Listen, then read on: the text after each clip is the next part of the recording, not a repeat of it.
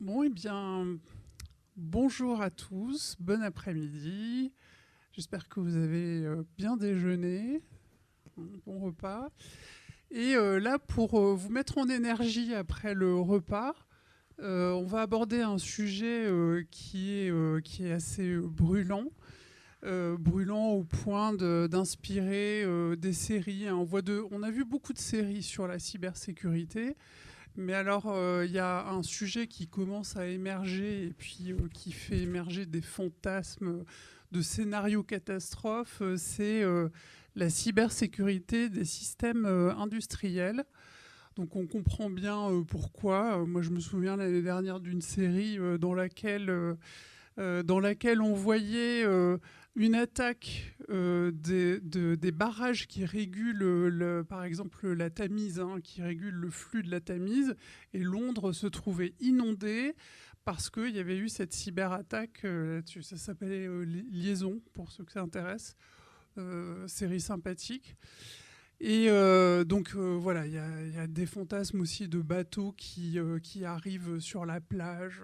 Voilà, donc cybersécurité des systèmes industriels, on le voit dans les séries, dans des scénarios catastrophes comme ça, mais finalement, on voit aussi, ça commence à rejoindre, la fiction commence à rejoindre la réalité, ou plutôt l'inverse, la réalité rejoint un peu la fiction.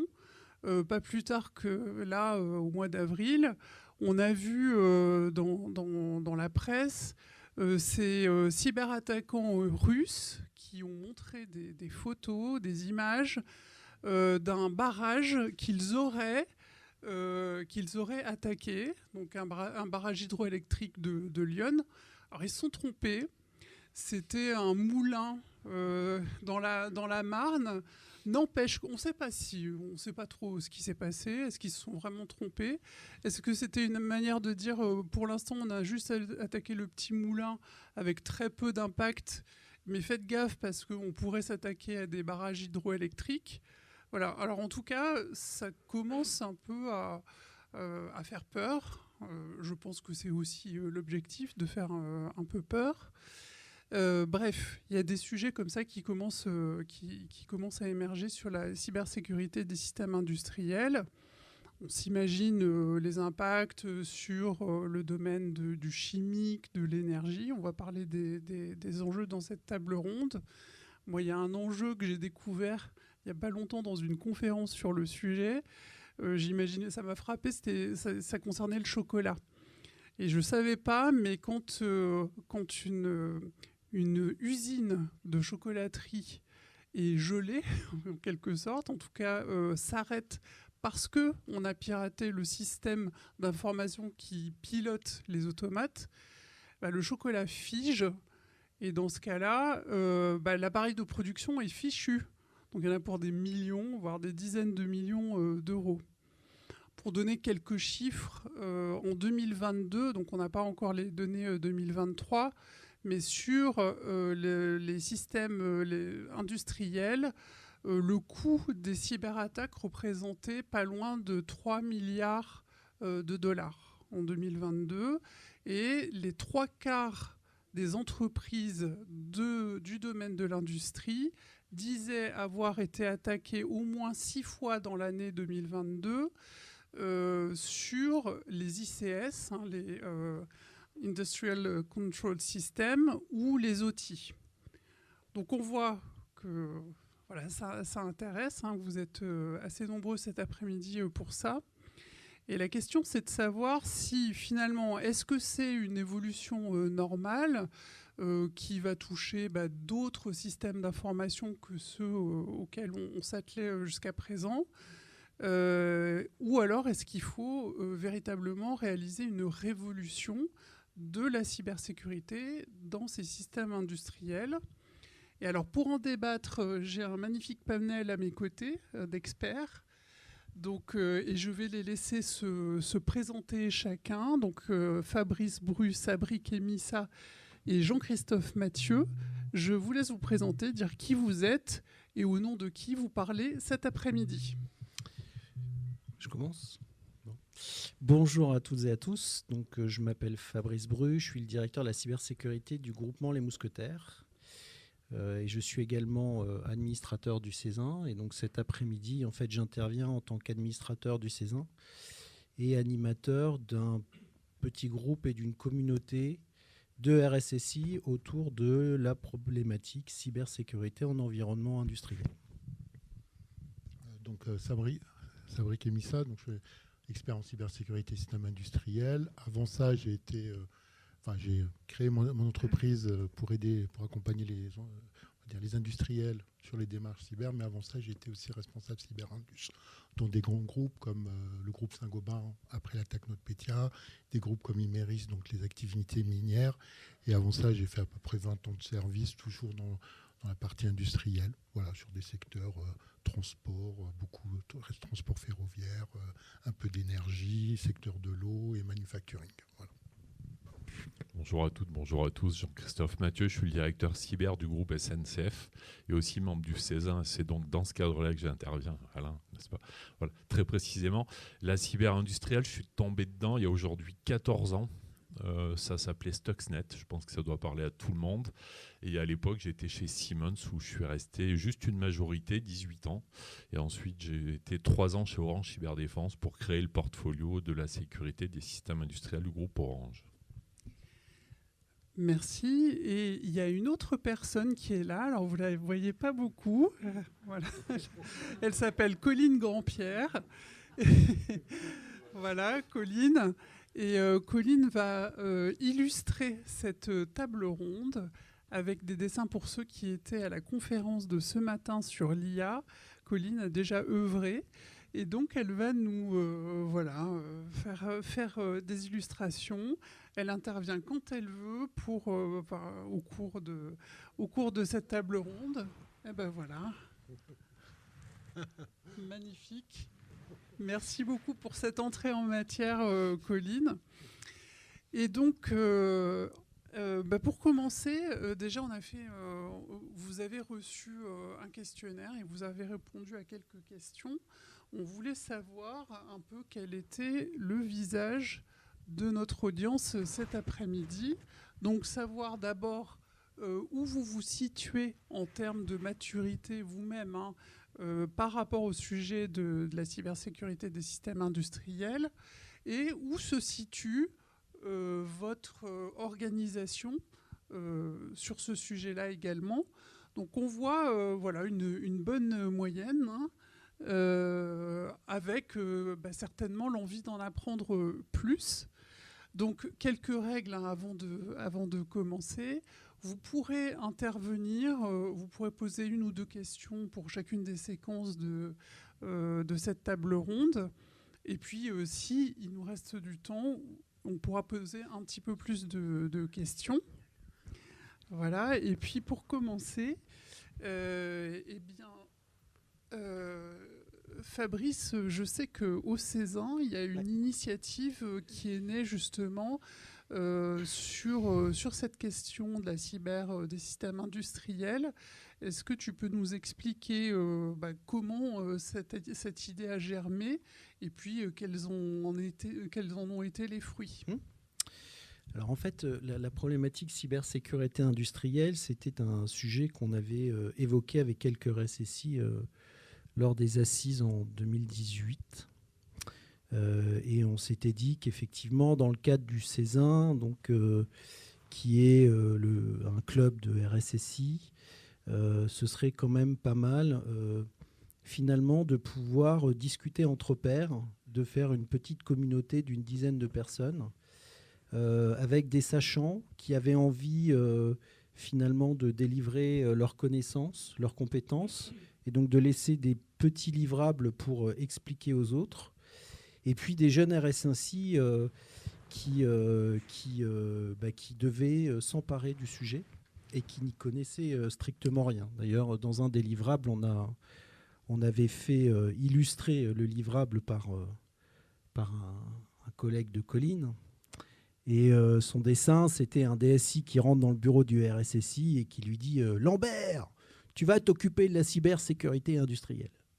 Et le RSSI lui dit « Moi, mais j'ai rien fait, chef ». Donc c'était un peu cette idée au départ où on se retrouvait avec une communauté de RSSI qui devait être embarquée dans un sujet qu'ils ne connaissaient pas, d'un univers qu'ils ne maîtrisaient pas, et parfois dans des organisations où les systèmes d'information industrielle ne sont pas toujours gérés par une DSI. Donc en fait, on est parti de là, et du coup, on a constitué un petit groupe. Alors au départ, on était peut-être 5, 6, et puis on est devenu 10.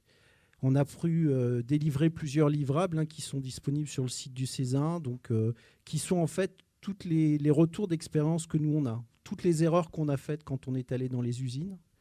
Donc c'est vraiment on a une approche très décalée, très ludique, et c'est des petits livrets qui font 10 pages.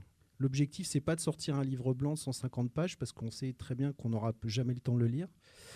Donc là, c'est quelles sont les 10 questions clés qu'on doit poser en usine pour savoir s'il y a un événement, si la cyber est un événement redouté. Il y a quelles sont les erreurs à ne pas commettre quand on va dans une usine. Bonjour Maria. Il y a, et puis on a aussi livré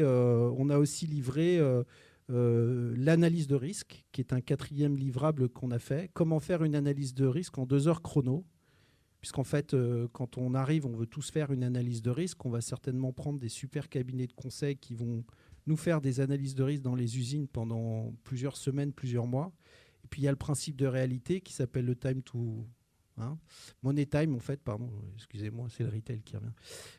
Money time, où à un moment donné, il faut quand même déjà commencer à apporter de la valeur. Donc si au bout d'un an, on est toujours en train de faire l'analyse de risque et qu'on n'a toujours pas commencé, souvent on se fait chahuter. Donc on a écrit un livrable qui fait qu'avec des questions assez simples, en 2 heures, on a déjà plus ou moins, au moins évalué si la cyber est un événement redouté. Voilà.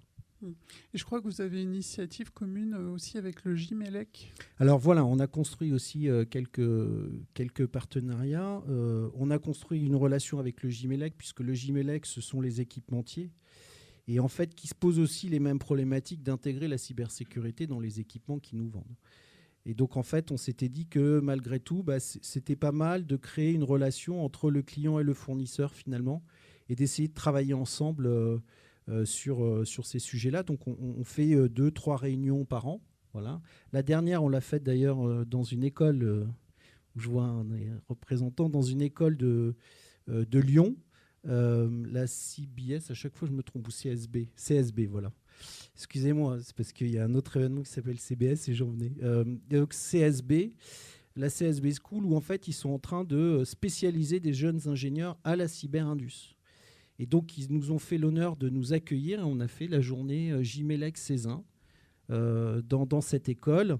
On était 60-70. Et aujourd'hui, au sein du Césin, la communauté industrielle, c'est plus d'une centaine de membres. On est à peu près 115 dans les derniers chiffres que j'ai pu compter.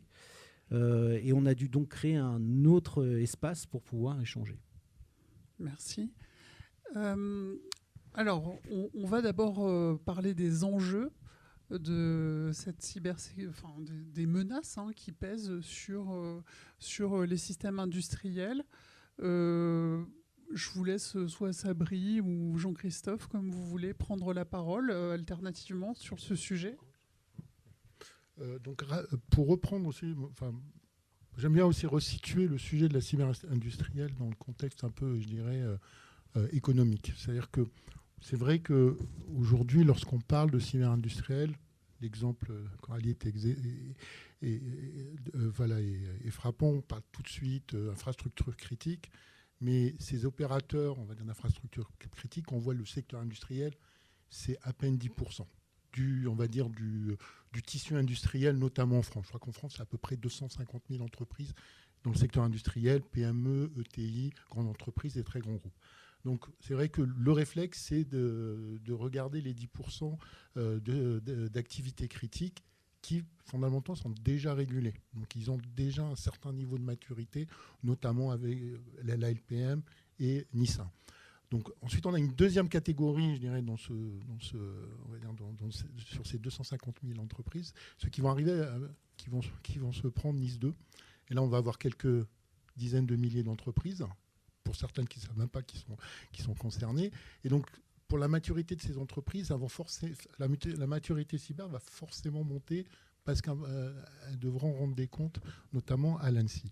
Et on va retrouver une troisième catégorie, et là, c'est vraiment toutes les entreprises, tous les secteurs manufacturiers, les PME, ETI, et des activités que je connais, par exemple le secteur minier, finalement, qui sont complètement en dehors du radar, on va dire, du réglementaire, et qui se retrouvent finalement à devoir traiter le sujet cyber parce que ça devient une nécessité. Dans le sens où, aujourd'hui, un attaquant, enfin les adversaires, voient les industriels comme, excusez le terme, comme une proie facile, dans le sens où on connaît les vulnérabilités des systèmes industriels. Tout à l'heure, Fabrice en a parlé. Si on se regroupe, finalement, au bout de quelques années d'échanges entre nous, on se rend compte qu'on a tous les mêmes problématiques, tous secteurs confondus, de l'obsolescence, du réseau non segmenté, la gestion, l'utilisation des comptes administrateurs pour les utilisateurs et les opérateurs en usine. C'est pour ça qu'on a réussi à faire cette analyse de risque, parce qu'on connaît, on a 80% des vulnérabilités sont connues.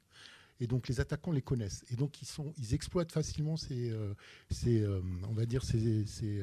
vulnérabilités. Ça, c'est la première chose. Deuxième chose, l'industrie 4.0 qui arrive, on connecte de plus en plus les systèmes, la télémaintenance, notamment après le Covid. Aujourd'hui, c'est devenu tout à fait normal de faire de la télémaintenance. D'ailleurs, c'est un des sujets qu'on va aborder tout à l'heure, j'ai vu dans les réponses. Donc, il y a un sujet. Et donc, aujourd'hui, ces vulnérabilités qu'on connaît, maintenant, sont exposées au monde extérieur. Et donc, c'est du pain béni pour les attaquants. Et il y a la nécessité de maintenir l'outil de production. Donc, les attaquants jouent sur ces deux axes, c'est-à-dire, d'un côté, des vulnérabilités pour compromettre les systèmes, et de l'autre côté, la nécessité pour les gens dans les usines de redémarrer les systèmes. Et donc, ils ont la pression, et donc, ils cèdent, lorsqu'on parle de ransomware notamment, ils cèdent plus facilement qu'une autre entreprise.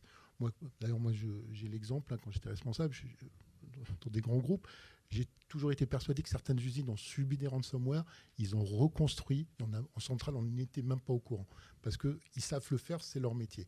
Et donc, on a cette problématique, du coup, de ces secteurs qui sont non réglementés, de comment leur faire atteindre un bon niveau de maturité.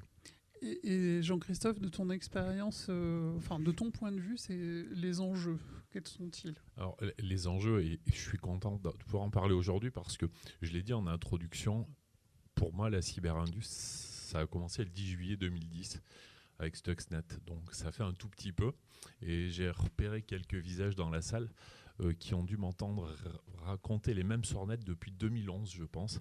Et l'enjeu premier, il est dans l'approche. En fait, on peut avoir toutes les solutions technologiques du monde, c'est même pas la question aujourd'hui. Ça l'était il y a 13-14 ans, aujourd'hui ça l'est moins.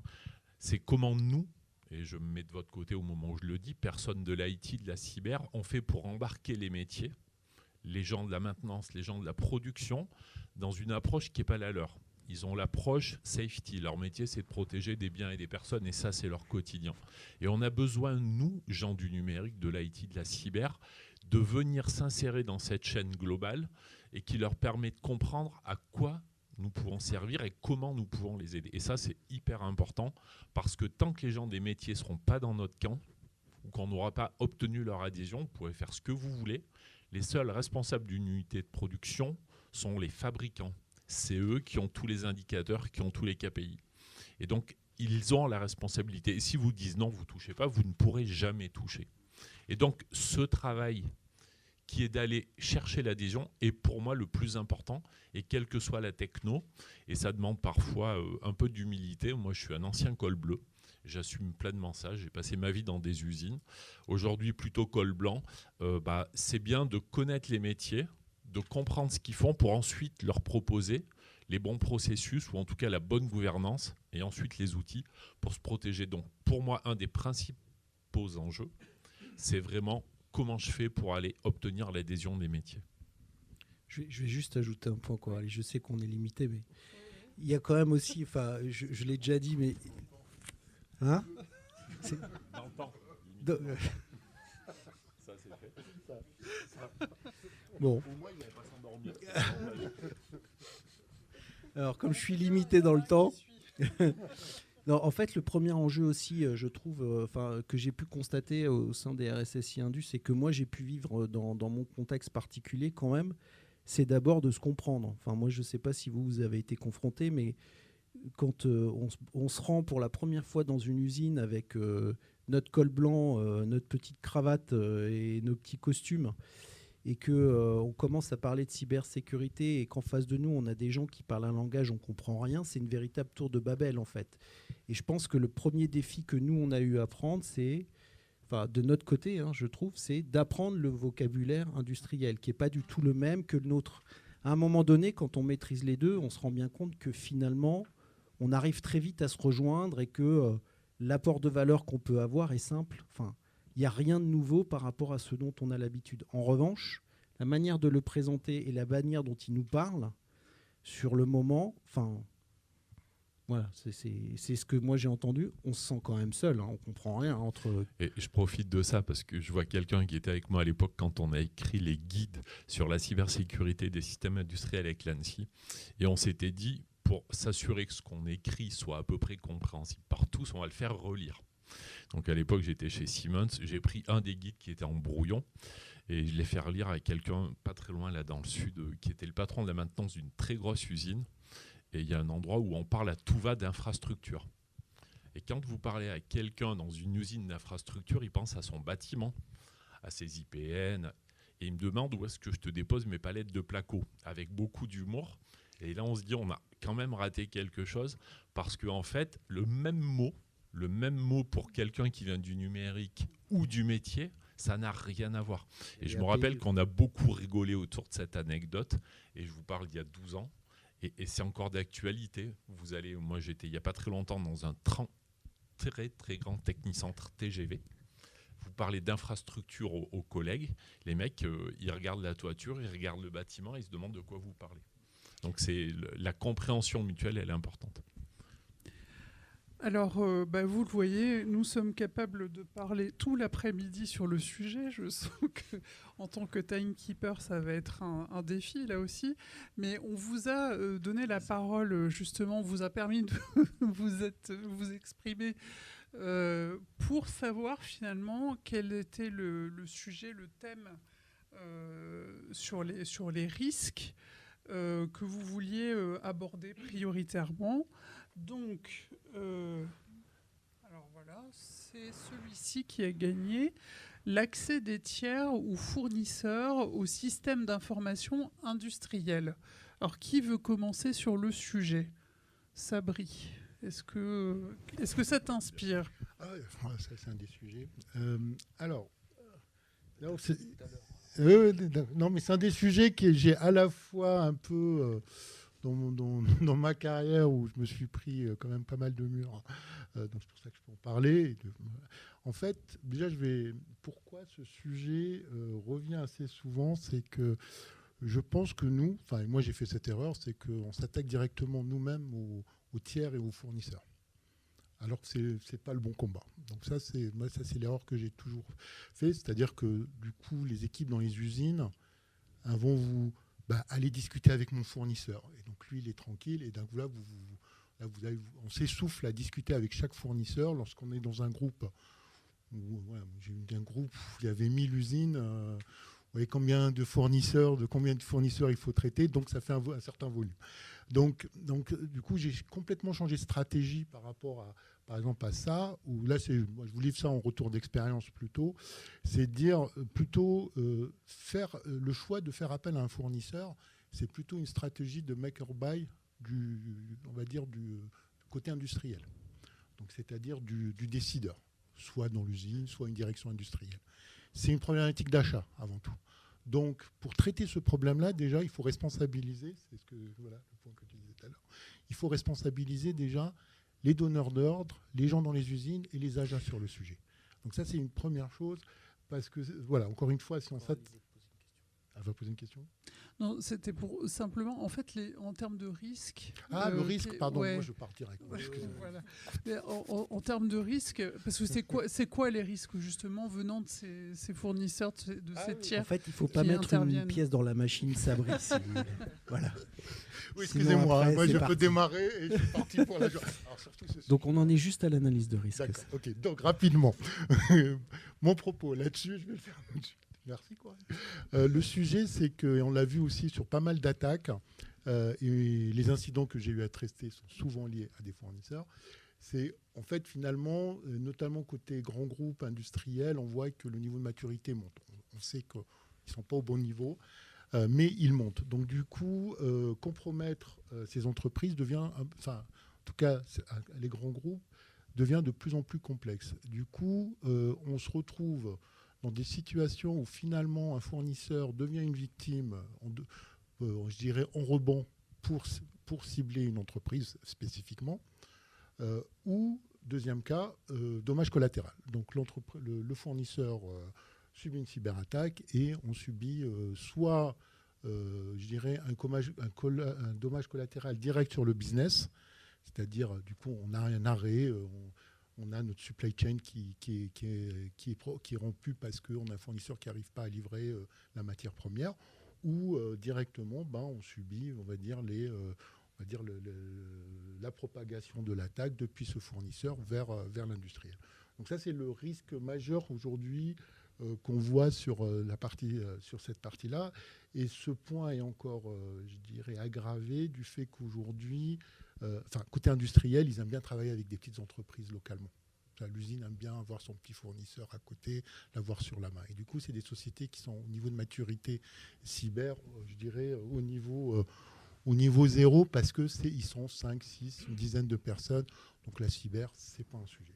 Donc là, il y a encore une fois, un vrai enjeu de comment mener et monter le niveau on va dire, de maturité des fournisseurs et l'aligner aux enjeux de l'organisation. Ouais, peut-être juste 2 exemples. Un que vous allez sans doute tous connaître, Target, les supermarchés américains. C'est une attaque au travers de systèmes industriels qui ont fini sur les caisses. En fait, c'est l'exploitant en charge des systèmes frigorifiques des supermarchés, Fazio Mechanical de souvenir, qui a été attaqué. Et ils sont remontés par les liens de télémaintenance de cette petite boîte qui était en charge des systèmes de froid pour remonter sur les supermarchés Target. Ça, c'est un exemple loin de nous, mais beaucoup plus proche de nous, et toujours dans une vie passée, je l'ai vécu. Une entreprise qui fait des installations industrielles, peu importe laquelle, installe un petit modem type 3 ou 4G sur le site et bien évidemment connecte sur Internet le SI du client sans aucune protection. Et ça, je l'ai vu un nombre de fois, c'est incalculable, peut-être même chez certains d'entre vous là dans la salle. Donc voilà, c'est des choses très simples, mais quand on parle d'accès distant, le risque, il est partout. Oui, c'est un risque sectoriel qui doit être envisagé dans ce secteur-là. Est-ce que dans le lab, il y a eu des identifications de risques vraiment très typiques à certains secteurs, ou est-ce que c'est des choses encore Alors non, découverte. En fait, on n'a pas effectivement travaillé sur une cartographie des événements. Enfin, en fait, on n'a pas parlé de risque cyber dans le lab. On parle souvent d'un risque métier dans lequel la cyber est un événement redouté. Et donc, en fait, on part bien de... alors là, je vais prendre un exemple qui est, par exemple, chez moi, j'ai un risque de approvisionnement matière première. Si j'ai pas de lait, je vais pas faire de beurre. Enfin, voilà, j'ai 60 usines. Si j'ai pas de chocolat, il n'y a pas de bras. Donc... non, c'est pas ça. Bon. Et du coup, en fait, c'est ça mon risque métier. C'est l'incapacité de produire finalement. Et ensuite, derrière, eh bien, est-ce que cette chaîne de production est sous-tendue ou par un système d'information industriel ou technologique? Et donc, du coup, quels sont mes risques cyber? Et c'est comme ça, en fait, qu'à un moment donné, entre le vocabulaire industriel et le risque cyber, en fait, on fait le lien et on retrouve nos petits. Mais il n'y a pas de risque spécifique. Je n'ai pas vu de risque spécifique dans nos labs propres aux activités. Au contraire, on s'aperçoit que c'est souvent les mêmes risques, c'est-à-dire ceux qui sont là, les accès physiques, les accès distants, La seule chose qu'il y a, c'est qu'il y a des technologies parfois qui sont différentes. Voilà, des outils qu'on utilise dans les usines qui ne sont pas les mêmes que dans l'informatique de gestion traditionnelle. Il y a quelques spécificités pour des raisons de robustesse physique, pour tout un tas de raisons, de protocoles aussi. Mais voilà, il n'y a pas de risque inhérent à un secteur d'activité en particulier. En fait, c'est un choix délibéré de le faire pour ne pas être... Parce qu'en fait, sur certains secteurs, ils sont réglementés, donc ils ne peuvent pas forcément partager des informations. Donc aller dans ce genre de discussion, on se limiterait les échanges entre nous. Donc c'était un choix aussi de ne pas aller dans cette partie sectorielle. Et le deuxième point qui est important, c'est qu'aussi, et on l'a dit plusieurs fois, c'est que déjà, dès qu'on commence à réfléchir sur des risques spécifiques sectoriels, c'est qu'on est déjà à un certain niveau de maturité. Donc déjà, il faut déjà traiter l'hygiène de base avant de s'attaquer à ces secteurs, ces risques spécifiques, qui, de toute façon, forcément, même en adressant l'hygiène, on va dire cyber, on va traiter des risques spécifiques. Mais déjà, le focus au démarrage, c'est de traiter vraiment cette partie un peu générale et l'hygiène. Autour de l'adhésion, il y a quelque chose qui est important et qui revient autour des analyses de risque. Quand vous avez besoin que les métiers comprennent ce dont vous voulez leur parler, l'analyse de risque, ça marche souvent parce qu'ils y sont habitués. Le risque, je vais dire n'importe quoi, mais vous êtes sur un site Céveso, seuil haut, voilà. Vous leur dites le risque d'explosion, ça leur parle. Et vous leur dites une attaque cyber peut avoir le même impact, et là, ils vous écoutent. C'est pas d'aller leur voir et de leur dire on va vous vendre le meilleur EDR ou installer. Ils s'en foutent de ça. Ce qu'ils veulent, c'est savoir quel est le risque que vous allez les aider à couvrir sur le métier. Et là, en parlant d'analyse de risque process et pas cyber, on a une chance que ça fonctionne. Et en tout cas, je connais, ou pour en avoir discuté avec plusieurs, pas mal d'entreprises où ça fonctionne bien. Alors vous êtes peut-être déjà tous beaucoup plus loin que tout ça, je vois certains qui sourient, mais il y a encore des entreprises qui, 13-14 ans après l'ère zéro de la cyberindus, sont encore à cette étape-là. Alors justement, on parle d'hygiène de base, on parle de process, on va parler de solutions, parce que le temps passe très très vite. Et donc, on vous a demandé quel était le sujet en termes d'action à mettre en œuvre face à ce risque cyber dans le domaine industriel. Quel était le sujet que vous aviez envie de traiter en priorité? Donc, c'est la synergie entre les mondes IT et OT. On le disait tout à l'heure, on parle des langages différents, c'est très compliqué. Mais il n'y a pas que ça, il n'y a pas que la question du langage. Donc, Sabri, est-ce que tu veux nous lancer Sabri ou Jean-Christophe? Je vais reprendre mon truc de tout à l'heure. Allez, vas-y. Non, mais pour revenir, en fait, la logique par rapport à ce que je voulais dire tout à l'heure, c'est de dire aujourd'hui, il faut responsabiliser de toute façon les directions industrielles sur le risque cyber. Donc, ne pas que les sensibiliser. Parce qu'en fait, il faut parler de risque métier. Alors, c'est vrai que sur la cyber, on parle beaucoup d'analyse de risque. Côté industriel, il y a l'équivalent de l'analyse de risque qui sont les analyses de sûreté de fonctionnement, qui finalement, méthodologiquement, c'est la même chose. C'est juste que l'événement redouté, c'est un événement physique et non pas un événement cyber. Mais néanmoins, il faut responsabiliser les directions industrielles sur le fait que les systèmes qu'ils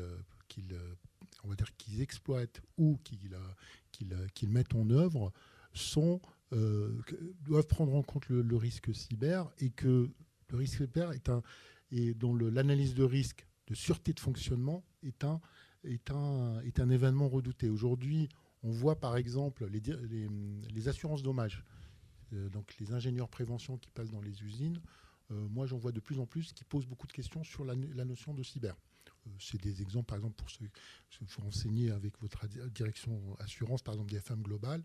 Aujourd'hui, ils font l'assurance dommage, donc c'est la partie sécurité des biens et des personnes, mais ils posent des questions sur la partie cyber. Donc eux aussi sont aussi, on va dire, ont une dimension, ont un apport côté direction industrielle sur la partie cyber.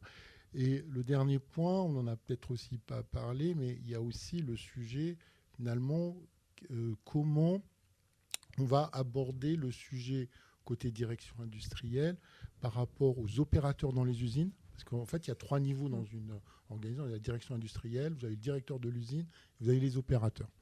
Et il faut embarquer ces trois je dirais, organisations parce que une grosse partie du travail qui va être réalisé dans les usines, c'est les opérateurs, c'est pas l'équipe cyber. Moi, dans les déploiements que j'ai eu à réaliser, on a 80% des actions, c'est des actions qui sont gérées pendant la phase de build par les gens dans les usines, mais pendant la phase de run, c'est les gens dans les usines. L'exemple, mettre à jour un inventaire, vous n'allez pas repasser tous les ans dans une usine pour faire les mises à jour des inventaires. Ça sera forcément les opérateurs. Donc il faut aussi leur donner, il faut aussi les intégrer dans la réflexion en amont, il faut leur donner les outils, ça c'est un point qui est aussi important, et voilà, pour un peu les embarquer dans le programme. C'est pas un projet cyber for cyber. Il y a une question de coordination et du rythme, et les rythmes étant différents aussi dans l'IT et dans les usines. Oui, le rythme, il est... je dirais qu'on est sur des... Oui, alors il y a 2 sujets. Moi j'aime bien décomposer tout le temps. Il y a l'existant qui va prendre un certain temps pour sécuriser. C'est-à-dire que là, on parle sur un plan pluriannuel. Ça peut, voilà, il faut profiter des fenêtres de maintenance. Vous pouvez avoir des systèmes. J'ai eu des fours verriers où il y avait la maintenance, c'était tous les 10 ans. Donc il faut attendre, il faut être patient. Par contre, d'un autre côté, il faut jouer sur un deuxième stream qui est tout ce qui est nouveau doit être sécurisé par défaut. Il ne faut pas... J'aime bien mon exemple de la baignoire. C'est de dire aujourd'hui, on a une baignoire à vider avec plein de vulnérabilités. Ça déborde, hein. Et du coup, il faut couper le robinet. Il faut fermer le robinet pour pouvoir vider cette baignoire en vulnérabilité, en faiblesse. Donc, c'est-à-dire que tous les nouveaux projets doivent venir avec des standards de sécurité. Donc, c'est pour ça que des fois, on a l'impression de devoir en priorité traiter l'existant, alors que peut-être qu'il faut aussi commencer dès le départ par les nouveaux projets, donner des guides, faire des standards pour les nouveaux projets et en parallèle traiter la partie existante. Voilà. La dette, voilà ce qu'on appelle la dette. Alors, on disait que finalement, tout le monde, à peu près, il n'y a pas eu d'identification de risque spécifiquement sectoriel, mais il y a peut-être parfois des approches dans les solutions, dans les méthodes. Il y a quand même des enjeux qui sont communs à certains secteurs. Par exemple, dans le secteur du transport, Jean-Christophe, est-ce qu'il y a des travaux qui sont menés dans ce secteur-là ? Alors, c'est... Comme toujours dans nos métiers, quels que soient les métiers, je crois que l'union fait la force. Et on l'a démontré, tu as parlé du Gimélec tout à l'heure, c'est quelque chose que je connais bien, parce que j'y ai quand même adhéré de très nombreuses années dans une vie passée. Et du coup, pour les transports, on a repris un peu les mêmes et on a recréé quelque chose d'assez similaire. On l'a fait dans le cadre du campus cyber à Paris. Et donc, Keolis, Transdev, la RATP et la SNCF, on a monté un groupe d'échange où on partage nos peines et nos chagrins, mais aussi nos réussites. Pourquoi ? Parce que vous le savez, dans les grandes villes, avec l'ouverture à la concurrence et les délégations de services publics, un réseau qui est aujourd'hui exploité par Keolis peut demain être exploité par Transdev et réciproquement. Et du coup, on va tous les 3, 5, 10 ans se repasser un marché. Et le problème, c'est que vous redevenez locataire de quelque chose que vous n'avez pas géré pendant des années. Et donc, on essaye de se mettre d'accord sur un espèce d'état des lieux en entrée et en sortie pour qu'on ne se laisse pas les uns les autres mutuellement des projets, des dépôts de bus, de métro, de tram, vous y mettez ce que vous voulez, dans un état calamiteux en termes de sécurité. Et ainsi, on le voit déjà, on a 2 dossiers en cours où on se passe la main les uns les autres, là. Et en ayant posé cette espèce de baseline de sécurité sur les systèmes Indus, on voit que le niveau a monté. Et ça, c'est vraiment intéressant parce qu'on le fait tous ensemble. Donc, nous sommes l'ensemble des directeurs cyber ou RSSI en fonction des titres de chacun de ces 4 grandes maisons où on essaye de se poser vraiment sur ce qu'on attend tous ensemble. C'est aussi quelque chose de bien, c'est qu'avec l'arrivée des Jeux Olympiques, dès qu'il y a quelque chose qui pointe le nez chez l'un, on se passe tout de suite l'information, il y a un vrai partage. Et ça, c'est intéressant parce que l'un d'entre nous a été, je dirais, chatouillé il n'y a pas très longtemps. Quelques minutes après, on était au courant, on a pu mettre en place les mesures de défense et on a tous été chatouillés à peu près au même niveau Mais la formation de l'un a permis à tous les autres de se protéger. Donc ce partage est vraiment important. C'est vrai dans les transports, mais je sais que ça existe de par ailleurs. Et ce qu'on cherche aussi à faire, parce que tu as commencé à en parler, je voulais conclure, enfin revenir un tout petit peu là-dessus. La cyber marchera dans les métiers si vous avez des ambassadeurs. Vous les appelez comme vous voulez, mais il faut que parmi les cols bleus, il y ait des gens qui comprennent et qui soient persuadés du sujet et qui portent votre parole dans les équipes. Et ça change tout. Il y a quelques années, quand je passais encore beaucoup de temps dans les usines, je vois aussi des gens à qui j'ai vendu plein d'automates dans des vies passées. S'ils comprennent, s'ils ont ces relais sur le terrain, ça marche. Parce qu'au moins, les gens du terrain savent quoi faire, savent réagir. Et des fois, tu le disais, ils vont venir contourner une attaque ou y remédier complètement sans même savoir ce qu'ils ont fait. Parce qu'ils ont l'habitude de reconstruire. Et donc tout ça, c'est en les accompagnant, en mettant des relais auprès des équipes techniques qu'on arrive à augmenter le niveau de maturité. Alors, quand je dis ça, j'ai l'impression d'être un vieux CON parce que ça fait bien trop longtemps qu'on le rabâche. Mais en tout cas, ça commence à porter ses fruits par endroits. Et c'est important parce qu'il y a des entreprises qui sont plus matures que d'autres. Et autant le partager, je crois. Oui, parce qu'en fait, ça c'est une chose aussi que j'ai apprise, qu'on a un large scope à traiter, c'est qu'on ne peut pas mener toutes les batailles en parallèle, donc, et notamment au démarrage d'un plan de protection. Donc il faut dès le départ trouver l'usine, l'équipe pilote qui comprend les enjeux et qui vont permettre, eux, de construire le framework. Parce que aussi, on peut parler pendant aussi des heures, il y a cette notion de framework aussi qui est importante. T'as 1 minute. Oui, je sais. C'est le drame de ma vie. Et donc, il faut trouver dès le départ les équipes, l'usine sur lesquelles on va déployer les standards, développer et déployer les standards. Et ça va devenir un peu le flagship. On aime bien ça dans le côté industriel, parler de flagship, d'usine pilote. Et ça va devenir aussi le flagship pour l'Indus. Excusez-moi. Oui. Et d'ailleurs, donc, en termes de bonnes pratiques, Jean-Christophe, tu le disais, en quelque sorte, l'union et le partage fait la force. C'est un peu les perspectives du lab. Qu'est-ce qui se dessine pour l'avenir, Fabrice, Alors, en fait, sur ce lab? Il y a déjà une première chose qu'on a faite. C'est comme je vous ai dit, aujourd'hui, on a à peu près 115-130 membres qui sont intéressés par la problématique cyber-industrielle. Donc, ce qui est important, c'est de voir cette montée, pour moi, je considère presque exponentielle, puisque 2019, on est 5, aujourd'hui, on est 115. Il s'est passé 5 ans, mais on voit donc bien que ce sujet commence à devenir prépondérant. Donc, on a, au sein du club, on a complètement revu notre approche. On a toujours des labs qui va produire, et j'en viendrai dessus après, quelques livrables. On en a un qui devrait sortir cette année, qui sera autour de la problématique des tableaux de bord. Tableaux de bord cyber-industriels.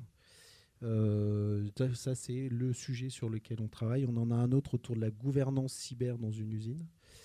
Et puis il y a deuxième toujours sujet de préoccupation identifié là. Et après, il y avait un sujet aussi qui est un peu une arlésienne quelque part. On se le met toujours à la fin. C'est cette fameuse cartographie des risques détaillés. Mais celle-là, voilà. À chaque fois, on trouve d'autres sujets plus importants. On avait fait un livrable sur dans mon usine, faut-il un Active Directory? Oui ou non, en fait. Est-ce que c'est un AD central? Est-ce que c'est pas d'AD? Est-ce que c'est un AD propre à l'usine? Donc, on avait déjà travaillé sur ces problématiques. Donc, on va travailler sur les tableaux de bord. On va essayer de travailler sur une carte des risques, même si on ne sait pas trop ce qu'on veut mettre dedans ni comment on va le faire. Mais on sent bien qu'il y a un sujet quand même. Et sur les problématiques de gouvernance. Et on a la communauté qui se réunit maintenant tous les 3 mois, 4 mois. Julien, tu m'arrêtes 2-3 fois par an. Voilà, qui a son propre réseau social aussi sur lequel ils peuvent échanger. Et on voit qu'on accueille énormément de jeunes RSSI dans l'univers Indus. Donc voilà, c'est vraiment hyper intéressant pour ça. Donc voilà l'avenir, on va continuer à poursuivre. Et toujours dans un côté un peu décalé, puisqu'on aime bien l'humour. Je ne sais pas si vous avez remarqué. Mais... Ouais, c'est ça. Bravo Colline, ouais, magnifique. Merci, Colline. Nous, on n'a pas pu trop en profiter des dessins, mais on les aura a posteriori. Et puis on les partagera surtout. Et le partage, finalement, si je peux résumer pour conclure, et puis on va vous laisser un peu de... On a un tout petit peu de temps pour des questions, donc si vous en avez, n'hésitez pas, mais je crois que la conclusion, finalement, c'est vous œuvrez tous, les uns et les autres, au sein de la communauté et pour la communauté. Donc, vous voyez, en 3/4 d'heure, on peut à peine effleurer certains des thèmes autour de ce sujet de la cybersécurité industrielle. Et donc l'idée, c'est il y a de la documentation, le Césin y participe, le groupement qu'a évoqué Jean-Christophe y participe. Aujourd'hui, c'est le travail de Sabri au quotidien. Et donc, ça veut dire qu'il y a des gens, des référents auxquels vous pouvez vous adresser pour avoir traité vos sujets. Et peut-être là, si vous avez une ou deux questions qui brûlantes à poser, n'hésitez pas.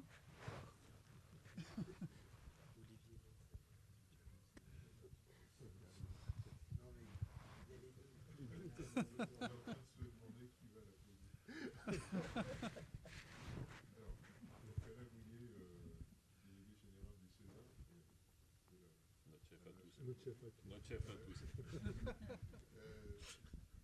Moi, la question que je me pose, en fait, on avait fait un sondage, en parlant d'informatique industrielle, en gros, qui ça concernait. Et il y avait, je crois, 30% des membres qui avaient dit n'est pas concerné. Et en fait, moi, ça m'a d'ailleurs choqué parce que je me dis que n'importe quel capteur de température dans un immeuble, n'importe quelle caméra connectée dans une banque, une assurance, que sais-je, il n'y a pas d'informatique industrielle chez ces gens-là que je sache, mais ça en est un peu. Oui. Donc du coup, tout le monde devrait s'intéresser. C'est exactement ça. Et alors, je vais prendre un exemple, je ne vais pas citer le nom du client, mais... Non, mais qui est concerné ou pas. Mais du coup, je suis assez à l'aise.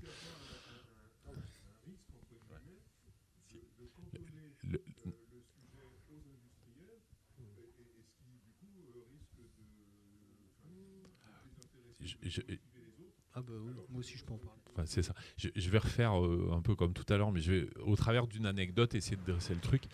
Il y a quelques années, on rencontre un très très grand banquier français. Et dans l'ordre du jour, la patronne du commerce leur avait proposé de parler de système industriel. Il dit: qu'est-ce que vous voulez que j'en fasse? Ça ne me concerne pas. Je lui dis: tu changes juste le titre, tu mets sécurisation des IoT.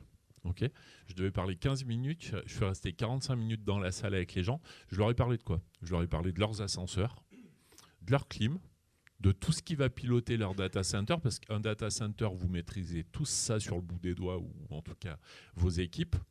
Un data center sans eau et sans clim, je peux vous garantir qu'en 30 minutes, c'est éteint.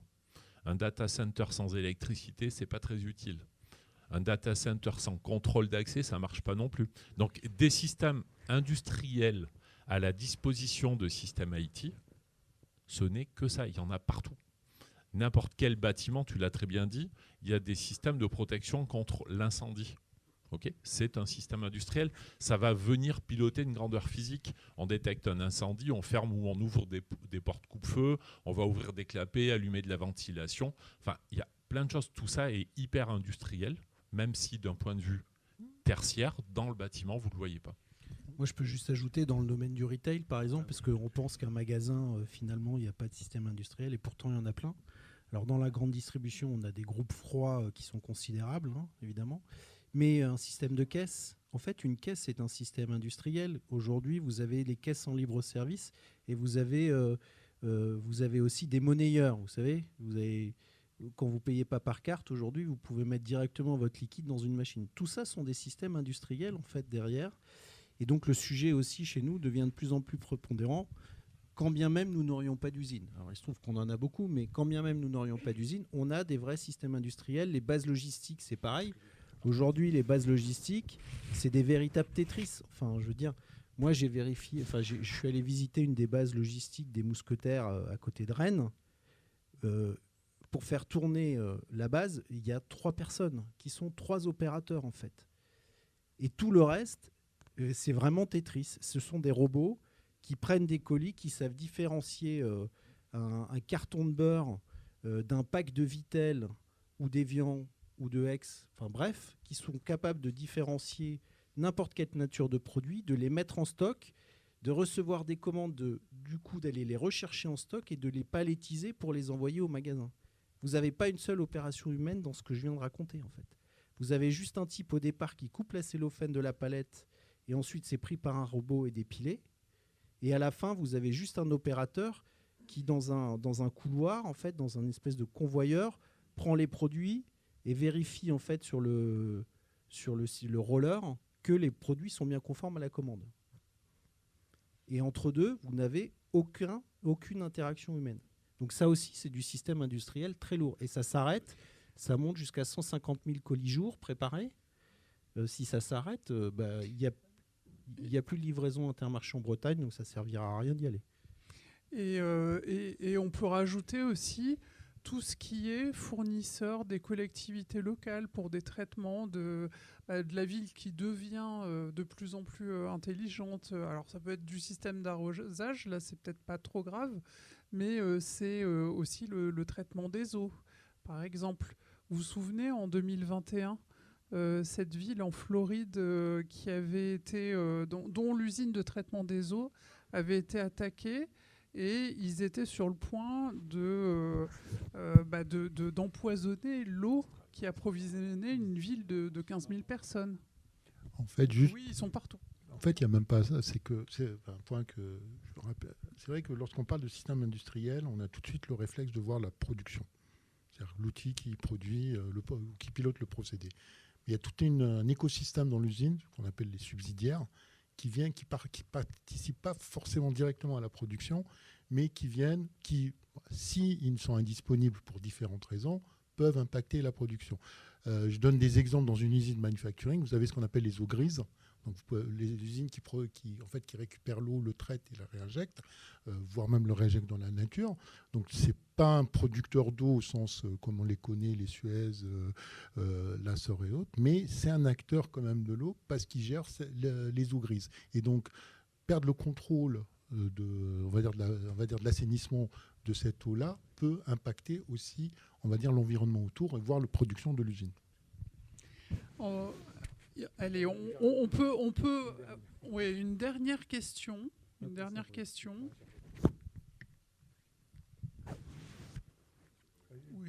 vas-y.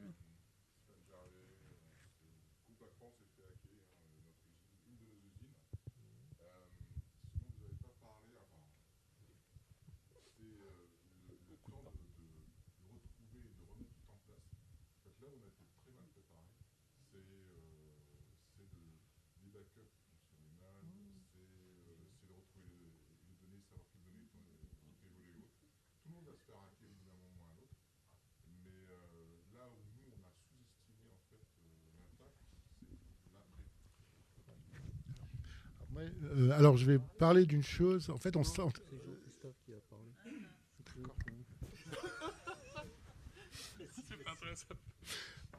En fait, alors, je vais donner mon avis personnel. Dans un plan de sécurisation, la première chose qu'il faut de toute façon travailler, c'est la résilience.